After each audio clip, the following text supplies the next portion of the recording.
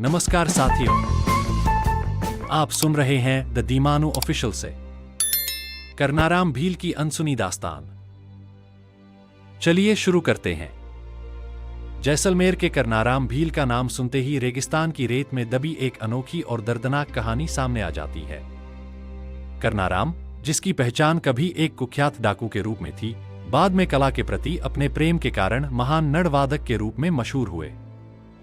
उनकी मूंछें इतनी लंबी थीं कि उनका नाम Guinness book of world record में दर्ज हो गया था। लेकिन डाकू से कलाकार बनने का उनका सफर एक अफगानी लड़की लाली के प्रेम से शुरू हुआ, जो नड़वादन की दीवानी थी।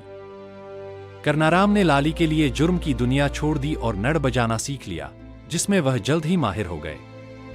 उनकी कला का जादू ऐसा था कि तत्कालीन राष्ट्रपति ज्ञानी जैल सिंह भी उनके संगीत से प्रभावित हुए और उनकी उम्र कैद की सजा माफ कर दी। करनाराम डाकू से किसान बन गए और एक सम्मानित जीवन जीने लगे। मगर उनकी जिंदगी ने एक और भयानक मोड़ लिया।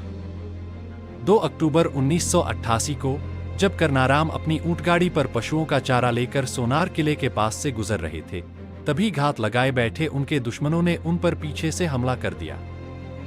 हमला इतना अचानक था कि करनाराम संभल नहीं पाए।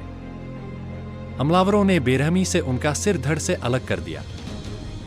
सबसे चौंकाने वाली बात यह थी कि कातिल उनका सिर अपने साथ ले गए, लेकिन धड़ को ऊंटगाड़ी पर रखकर उनके घर की ओर भेज दिया।